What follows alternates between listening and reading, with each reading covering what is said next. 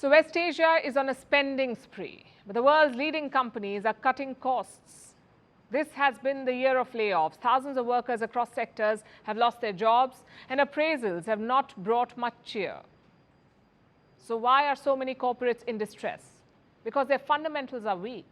Businesses around the world are staring at a massive debt pile. Let's start with the US and Europe. Companies there owe trillions of dollars in debt. I have the numbers. American and European companies owe well over $38 trillion. You heard that right, $38 trillion. For perspective, $38 trillion represents 90% of the combined GDPs of the US and Europe. So the debts are big enough to consume their entire economies. Such levels are not sustainable, and the stress is beginning to show. Corporate defaults are rising. High-profile companies are in distress. Like French supermarket chain Casino, it owes over $7 billion and it is struggling to repay. The company is holding talks with creditors. A French court is overseeing these discussions. In Britain, Thames Water is in crisis. This is the UK's biggest water supplier. It owes more than $18 billion. Last month, there was talk of a government bailout. In Sweden, there are fears of a crash in the property sector. SBB, a leading landlord, could be out of cash. Its debt has been rated as junk. In America, a similar trend is emerging. Wall Street is worried. Bad loans in the US have exceeded $500 billion. Again, these are corporate loans, and the impact is being felt across sectors in real estate, healthcare, retail, telecom, software services. How did so many companies end up here? Well, they made some bad calls. 3 years back, when the pandemic hit, when economies came to a grinding halt, governments and central banks encouraged borrowing. Loans were made available for cheap. So corporates borrowed heavily. But then inflation surged. Central banks began hiking interest rates. They wanted to drain the excess money out of their economy, so the loans became more expensive. And the result is this: interest rates are high and businesses are struggling to sustain themselves. Many have no option but to default. And what's worrying is the scale of this. Again, I have more data. This is from the United States. In the first 6 months of 2023, as many as 55 American companies defaulted, and this is a new record, 55 defaults. In 2022, just 36 companies defaulted in the entire year. Right now, we're just halfway through 2023, and more than 50 companies have already defaulted. What about the rest of the world? Globally, 81 companies defaulted in the first half of this year. Experts are worried about this trend. They fear that more companies will fail in the year ahead. Just 3.8% of the companies defaulted globally, 3.8% in the whole world. According to Moody's, this year the default rate could cross 4%. In the worst case scenario, it could cross even 13%. And this will be worse than the 2008 financial crisis. This is bad news for everyone, because if the job creators fail, the impact will be felt on a country's economy. It could trigger a recession. So what is the solution? A stable macroeconomic environment, less tinkering with interest rates. That's the demand from American banks. In the month of May, the Bank of America made an assessment. It warned about defaults worth $1 trillion if the market remains uncertain and if there is a credit crunch. This is what they said will happen. Big defaults. So should the rest of the world worry about this? It should, because the impact of defaults in the West will be felt in the developing world too. Export-dependent economies like China will face a decline in orders. Countries like India, which rely on export of services like software, may also lose business. Of course, this is a hypothetical situation right now, but the risks are clear and evident. The world has narrowly avoided a large-scale recession this year. If the corporate debt is not controlled, we may find ourselves back to square one and still dealing with a potential recession. So one diplomat is missing a lot of action, but a former diplomat is in the thick of it, and that too at the age of 100. I'm talking about this man, Henry Kissinger. He is a former Secretary of State. He arrived in Beijing on Tuesday to meet Chinese officials. Many people were confused at first. They couldn't believe Kissinger was still alive. Look at what Chinese social media users were writing about this. Is this the Kissinger from the history books? I thought he was dead because people in the history books are. Well, to answer their question, yes, this is the Kissinger from China's history books. I wouldn't bet on their accuracy, though. Kissinger played a key role in establishing relations between the US and Communist China. Until the 1970s, none existed between the US and China. The US only recognized the regime in Taiwan. But in 1971, Henry Kissinger flew to Beijing. This was a top-secret visit. He met with senior Chinese officials there. He also managed to get an invite for US President Richard Nixon. The next year, in 1972, Nixon traveled to Beijing, and that's how the US and Communist China established relations. Now back to the present. Kissinger had two important meetings in Beijing, one with Defense Minister Li Shangfu, and the second with top diplomat Wang Yi. Now, since the foreign minister was missing, Kissinger was spared a third one.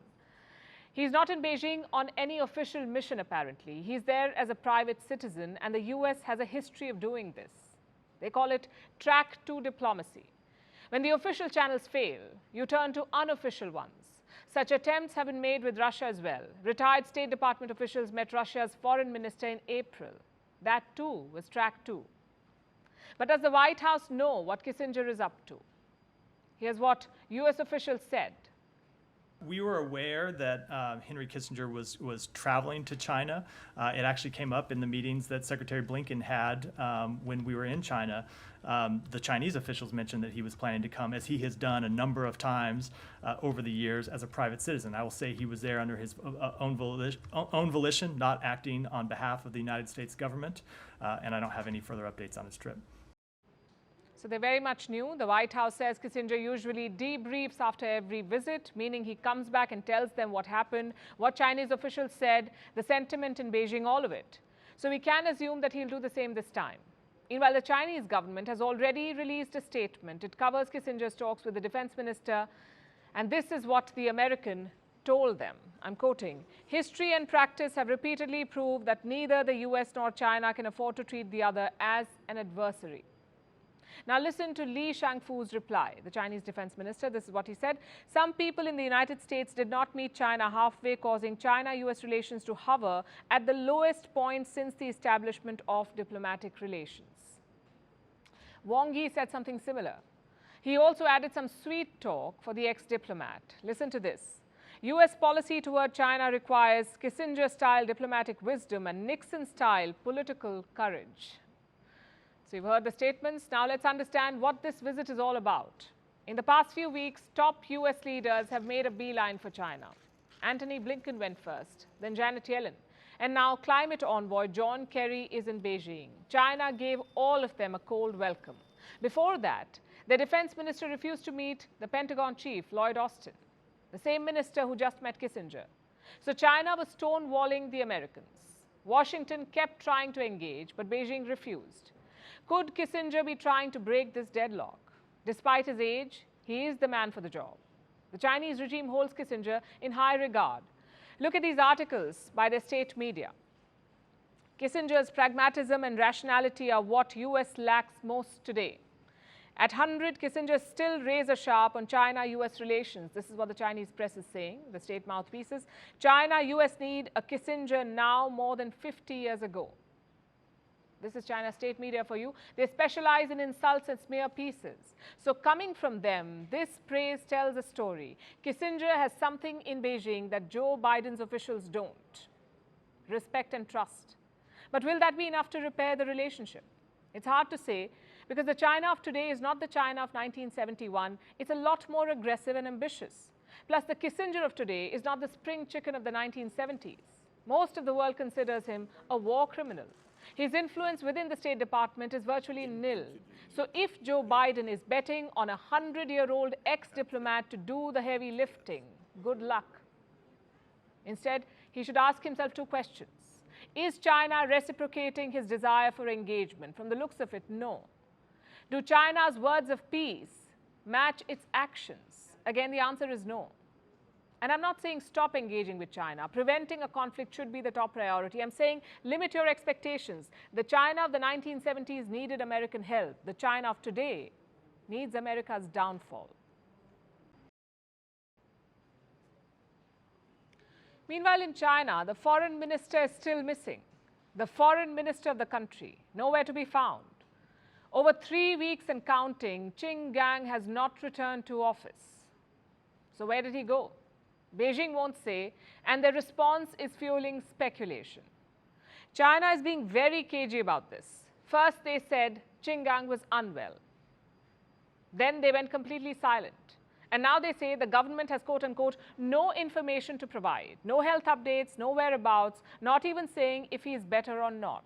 So is Qin Gang very sick, or has he just disappeared?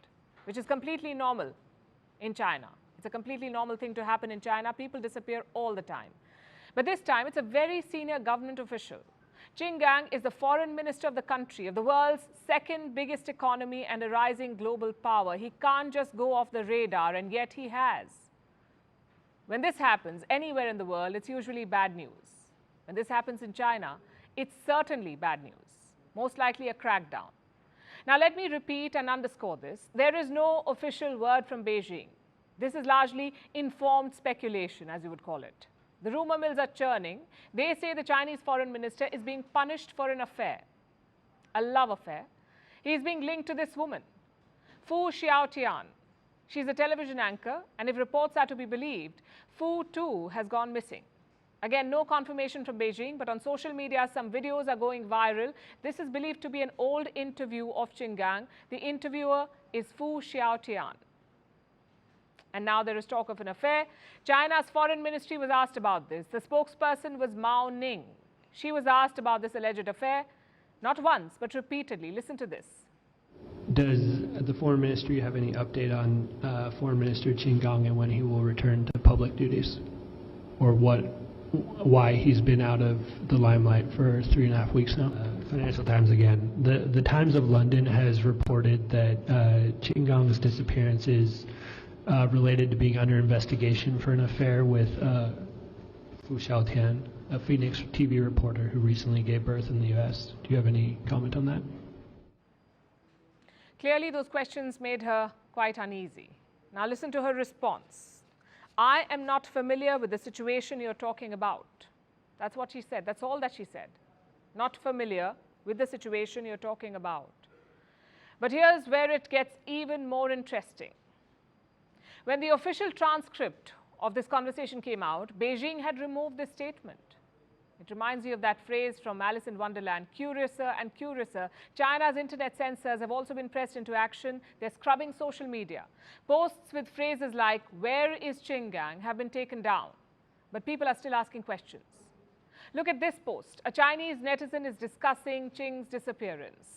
He says, and I'm quoting again, "The Ministry of Foreign Affairs' press conference was silent about old Qing's whereabouts except for health factors, which inevitably makes people suspicious."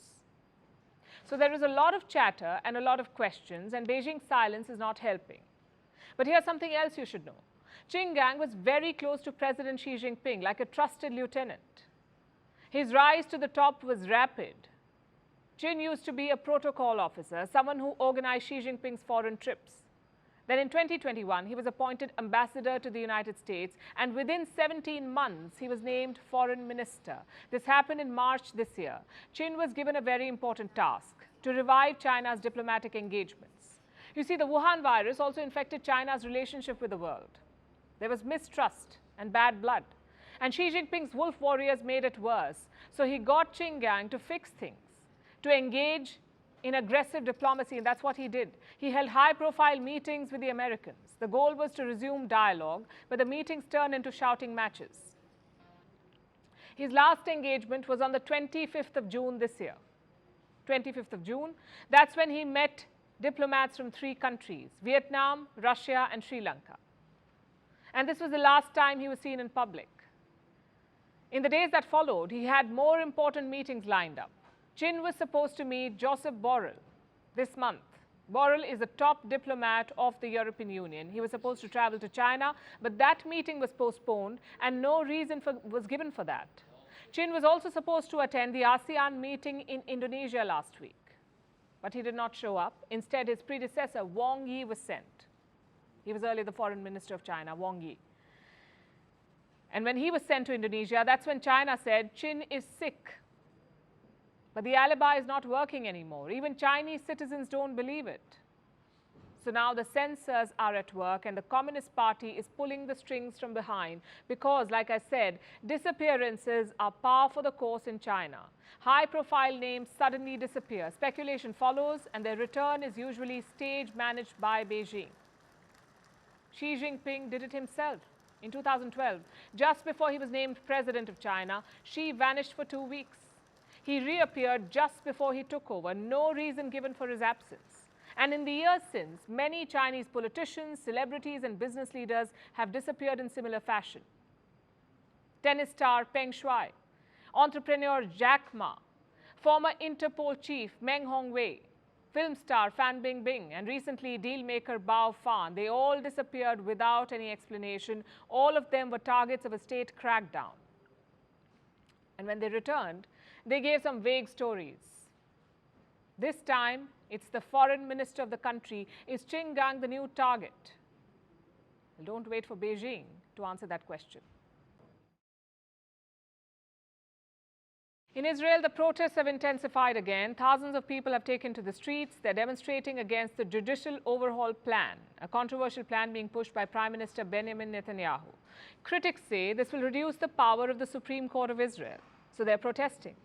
And this has been on for 7 months now. The world has taken note. Even staunch allies like the US have advised Israel's government to engage with the critics. It came as a strong and rather public rebuke. So what does it mean for the ironclad relationship between America and Israel? Well, as we speak, the Israeli president is in the US and Prime Minister Netanyahu has got an invite to meet President Biden soon. Here's a report.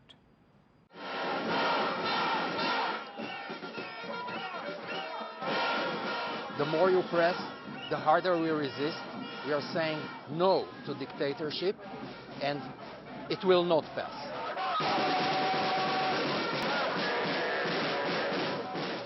Make sure that our voices are heard. Everything is in danger if we are going to be a dictator.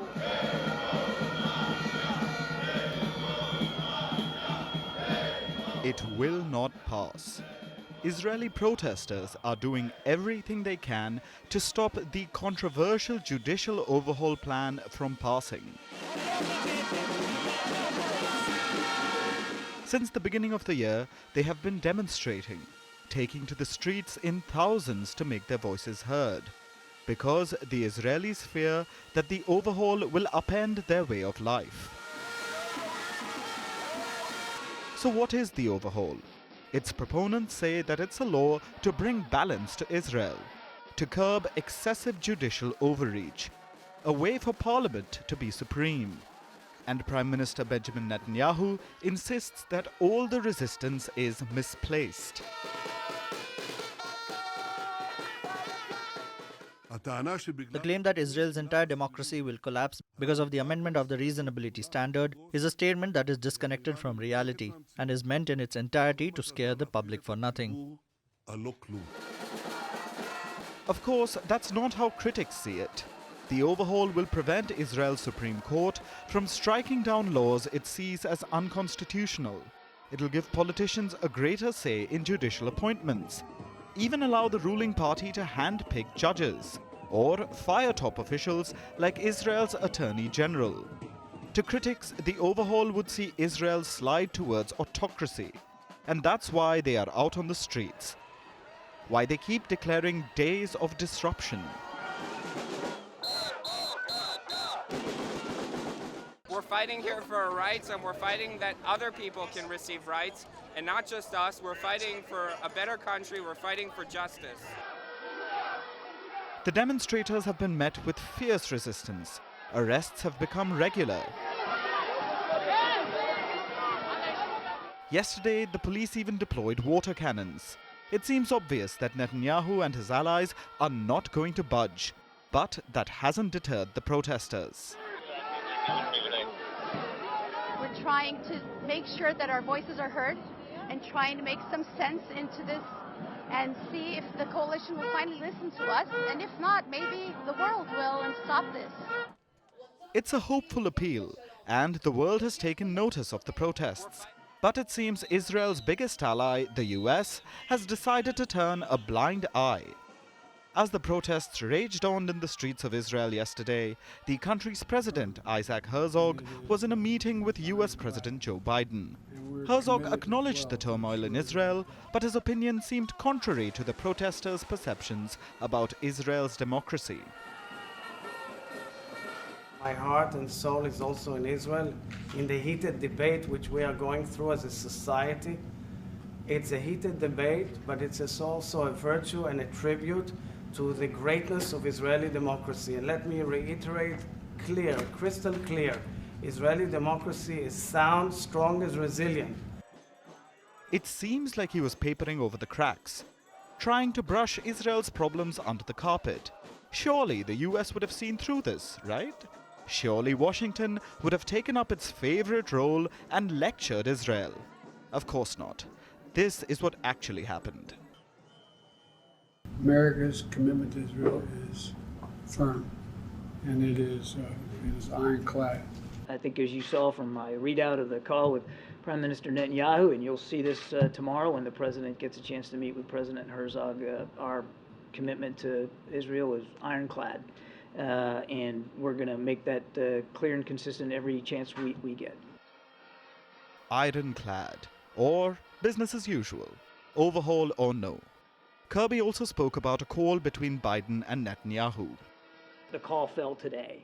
That doesn't mean that, and you shouldn't take away from the fact that they had a conversation today and that they'll meet again in the fall, that we have less concerns over these judicial reforms or less concerns over some of the extremist activities and behavior by some members of the Netanyahu cabinet. Those concerns are still valid. They're disturbing. So despite Washington's disapproval of the judicial overhaul, Biden will meet Netanyahu this autumn. Despite the US discomfort with Netanyahu's political allies, the ties will not waver. Remember, Israel currently has its most right-wing government ever. Some of its ministers have received widespread criticism for their antics. But at the end of the day, it's obvious. After all is said and done, it isn't likely that the US-Israel partnership will change. It will likely remain ironclad no matter what.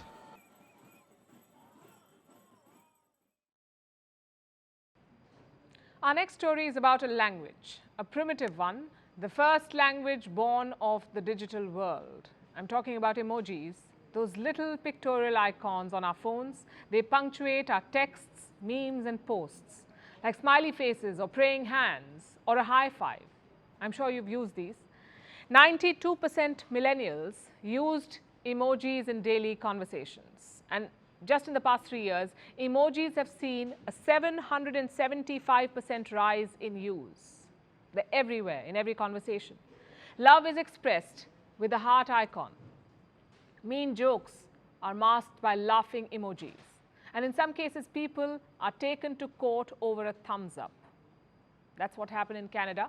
A farmer had to pay the price of an emoji, and a heavy one at that, more than $61,000. Here's the story. The farmer spoke to a buyer about a deal for the purchase of flax. Then the buyer sent him a contract via text message. He asked the farmer for confirmation. The farmer responded with a thumbs up emoji, but he did not make the delivery. So the buyer took him to court and he was found guilty. Classic emoji miscommunication. The buyer assumed that the thumbs up meant confirmation, but the farmer was only confirming that he'd received the message. He was not giving a go-ahead for the contract. But as they say, justice is blind, even to emojis, it seems. So now the farmer has to pay a fine of over $61,000. It sounds a bit odd, and the court agrees. They've called it a quote-unquote non-traditional means to sign a document. But they also said that the thumbs-up emoji, by its very definition, is used to describe agreement. And in this case, it can be interpreted as a digital signature. The judge called this, and I'm quoting again, he called this the new reality in Canadian society. But let's face it, this reality is hardly limited to Canada.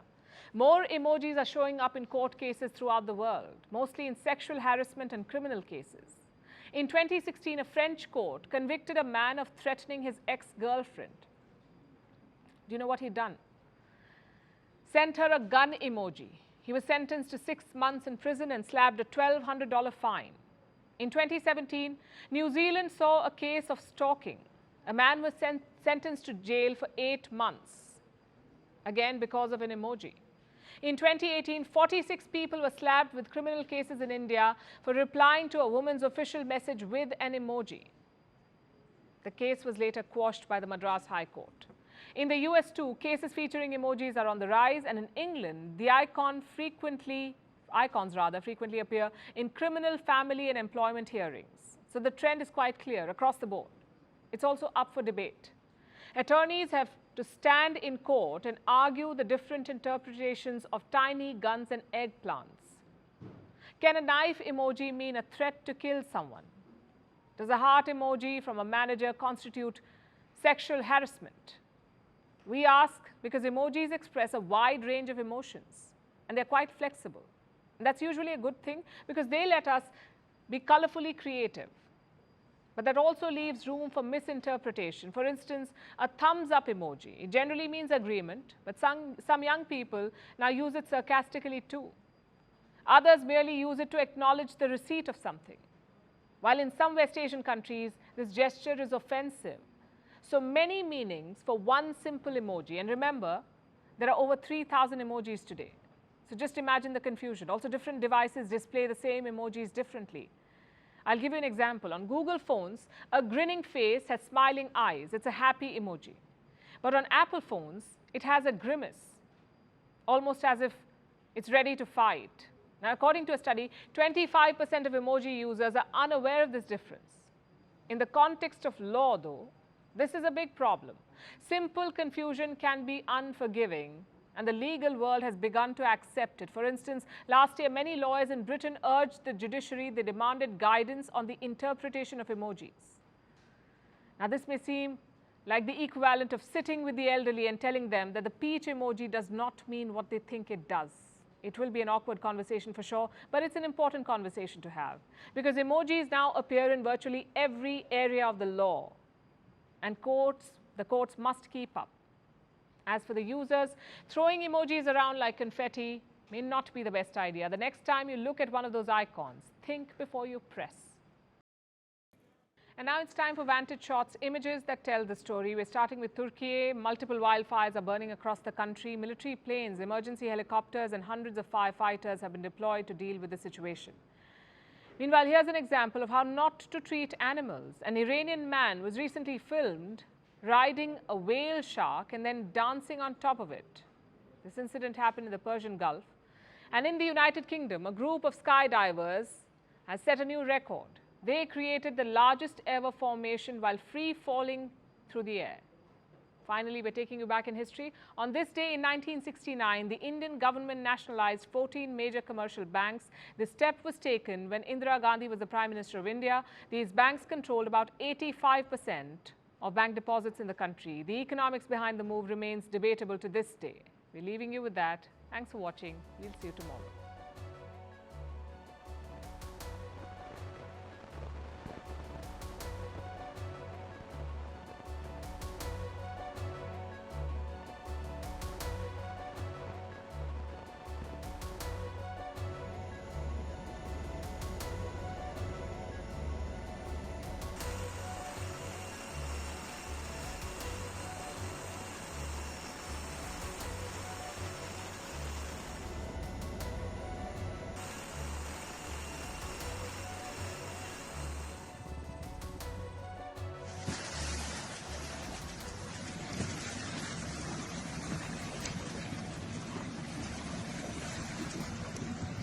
Hi, bonjour.